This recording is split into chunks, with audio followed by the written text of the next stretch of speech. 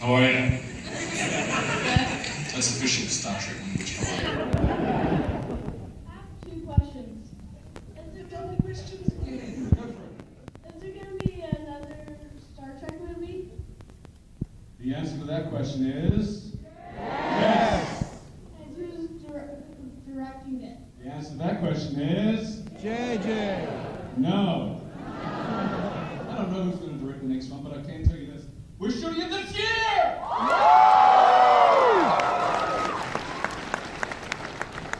I'm so excited about that. Thank you for your question. Hello. Hi. So right now my brother, he's a big fan of you. He was right behind me. Right. He doesn't know I'm doing this. Conrad? Huh? Connor? Conrad. Correct. Yeah. So can you say to him like you're awesome or something? Dude, you are awesome! Let's give him a round of applause! Great sister. Thank you. Hi, I have a TV show on television right now. It's almost due in, and I love the way that you and Martha Ely interact on screen. And I just want to know what has been your favorite thing about filming that series so far. Well, thank you very much. I really appreciate that. Working with Martha Ely is so much fun. And, I really kind of think that's a testament to J.J. Abrams. He is wonderful at putting great groups of people together. He's done it countless times, and he's done it here again. And we had so much fun. And the thing that I love about it is the freedom on that show. Mike and I would get into the car, for example, and we would do like one take that is written on a page, and then we would just improvise. And out of that improvisation, so many wonderful moments have come out and are in the show. The whole scan my balls thing. Is that all for one person? All sorts of stuff like that. It's as we sort of, I think of this first season, as we have sort of found the tone of the show, it's just really grown. It's that wonderful balance of comedy, of humor, of action, of heart, and it's a sheer pleasure to work on. It's not I don't have, I'm not saying this without reservations, because I do have issues with the show on a multitude of levels, but, which I won't talk about. But working with Michael Ealy is not one of them. He's a fantastic guy, and I know you guys will get the opportunity to meet him, because I'm going to hook him up with some friends of mine here. Let's get into it. Thank you very much. Hi, thank you so much for coming. I actually have a question for myself and then one for my lovely friend who's guarding our purses. She couldn't get in line with me. My question is... Where are those purses? Watch out, guys. I'll stick him on you.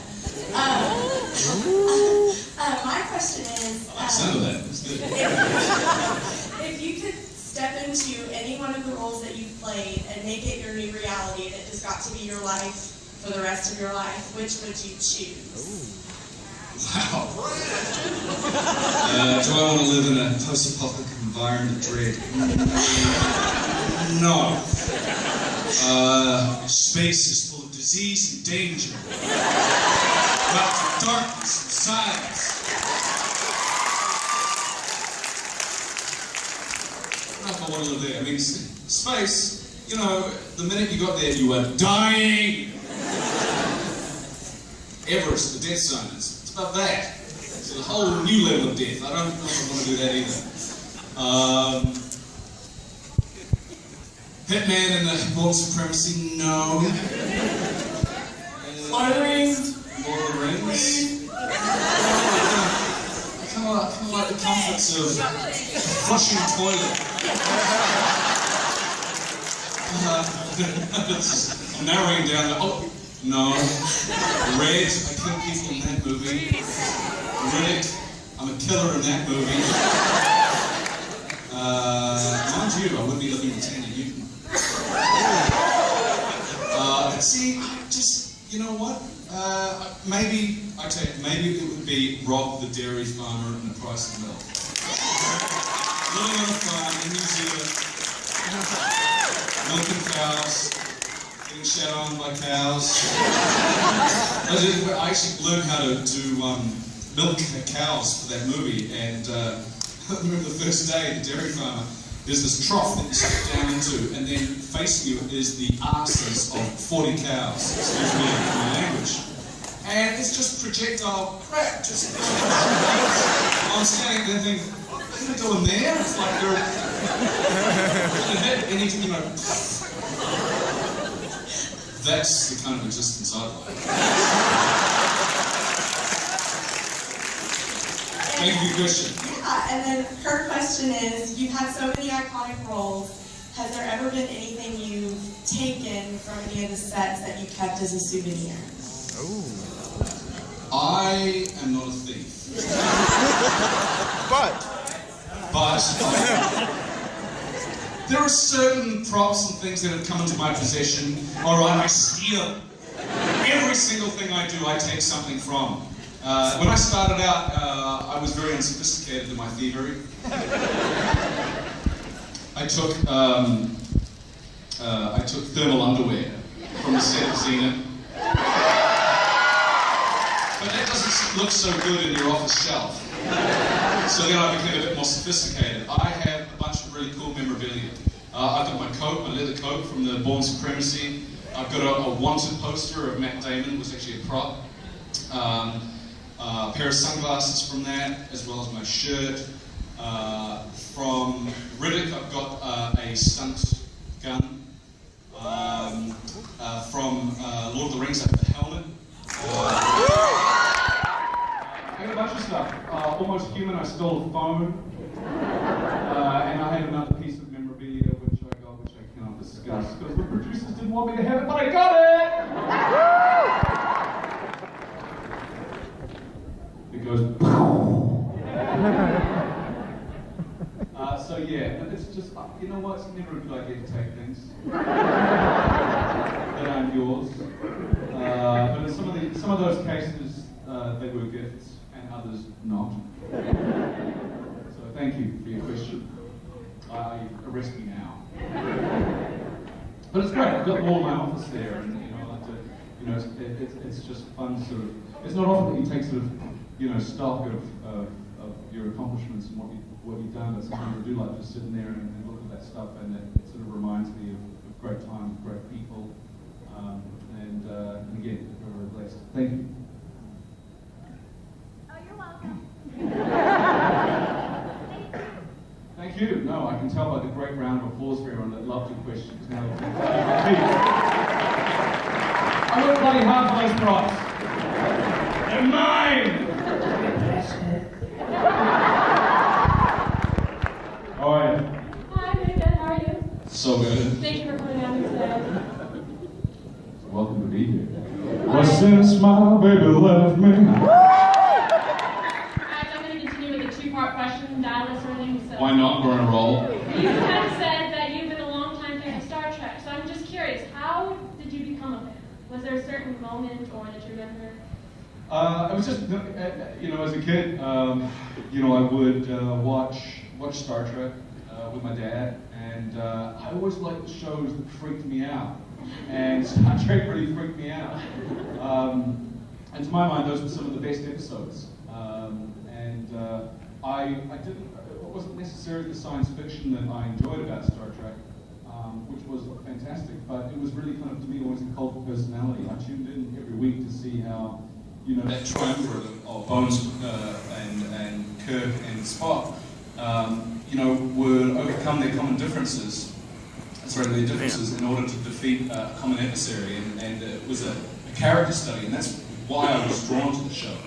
And so, when I heard that JJ was rebooting it, I was like, I want in on that. I don't care what I'm playing. Give me a red shirt. And so it was funny. I went to the meeting with JJ and sat down, and after a few minutes he goes, "Well, do you have any questions?" And I said, "Yeah, what's the script? What's the story?" He goes, "Can't tell you." I said, "Oh, guess I've got no questions." So we sat and looked at each other in silence. Okay, thanks, great to meet you. And I walked out that door thinking, oh, come on. I really thought I'd blown it. And a few months later, we got a call from them saying, oh, well, JJ would like you to come in and read for Bones. And I was thrilled at that. And I didn't go back and watch any of the old episodes. I guess, had a sort of fundamental understanding of that character and his relationships and his part of the whole process. And so I went in there and I started doing the take, and then like halfway through, JJ starts laughing, and I'm in there doing the scene. I'm thinking, what the hell is he laughing at? And I suddenly clicked, he's laughing at me. And I just about blew it. I just about forgot my lines because suddenly I hadn't done theatre for a long time. I was completely taken aback. And at the end of that take, he goes, oh my God, that's it. That's Bones. And he looks around at Brian Burke and April Webster, and they're like nodding, and I went, okay. And he turned back and he said, well, I guess we should do it again. We did it once more. I walked out. Within half an hour to an hour, I got the call, you're in. And that was, to me, one of the most amazing points in my career, to go into a situation and to do your work to the best of your ability and know that you nailed it. And from there, I just sort of feel so blessed to be a part of this family. Star Trek is just a wonderful family. That's what it is, and it's so great to be a part of it. And it's so great to be a part of this new incarnation of it and to be keeping it alive for generations to come. So, again, we're blessed. Thank you.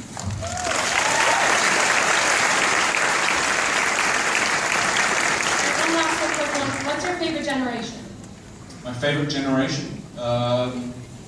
I watched the original, obviously, and I watched Next Gen and Voyager, and from there I got busy.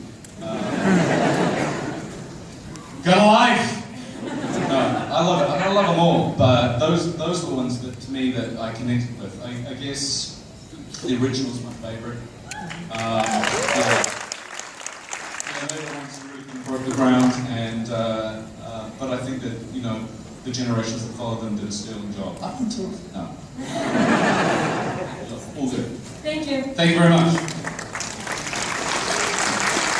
Say more.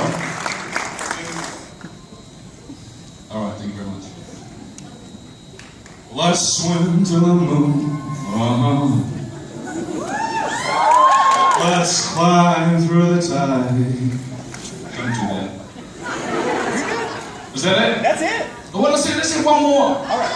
Let's do one more question. Yeah, one more, right? Sir, and then you, because it's a double question. Nothing on. I just wanted to start out by saying thank you for Dredd. You reinstated my faith after Stallone's. Hey man, you're under arrest. What are you talking about?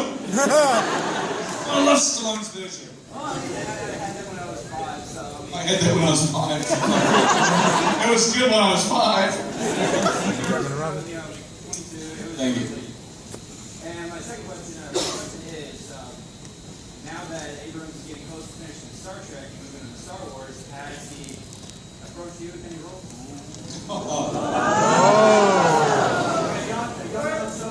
Look, no. I mean, this is, I feel so, there's a question, there's an answer just dying to get out.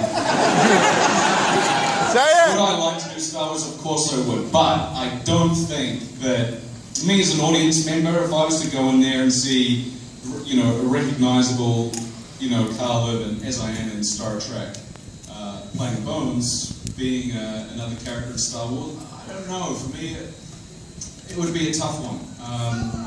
So I would have to say no. I don't think so. Let's slap some makeup on! Bit of rouge, bit of neutron cream. Thank you, Christian. Look, I just can't wait to see what JJ does with that, because I know he's going to knock it out of the park. If they can dial the story in and get that right, it'll fly. And I've got full faith and confidence in JJ's ability. He's one of the smartest directors and producers that I've ever worked with. And just to see generations of filmmakers that have copied him after his innovations on Star Trek. No, I'm not talking about Zack Snyder, for example. Well, I am. If you have a look in his Superman movie, the way he punches in and does his action is, I mean, all that stuff was pioneered by JJ. So, yeah, I'm just wandering around with this question. Man, last question. Oh! I'm a huge Hercules and Xena fan. I'm wondering, who do you prefer to play, Cupid or Caesar? Cupid or Caesar? Well, again, that's a hard one to differentiate. They're both really great characters. Cupid spent a lot of time in the gym. And when they first designed that costume, they forgot to put an apparatus for me to go to the bathroom. So it had difficulties, is what I'm saying.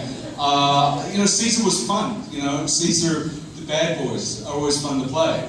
I remember this one time I was in the scene with Lucy, and she's on the opposite side of this bed, and she is like seductively crawling across the bed towards me.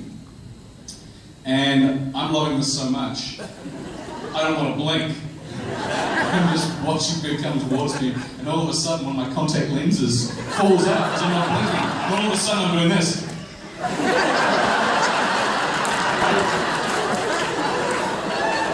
She gets halfway to the bed, like, what the are you doing?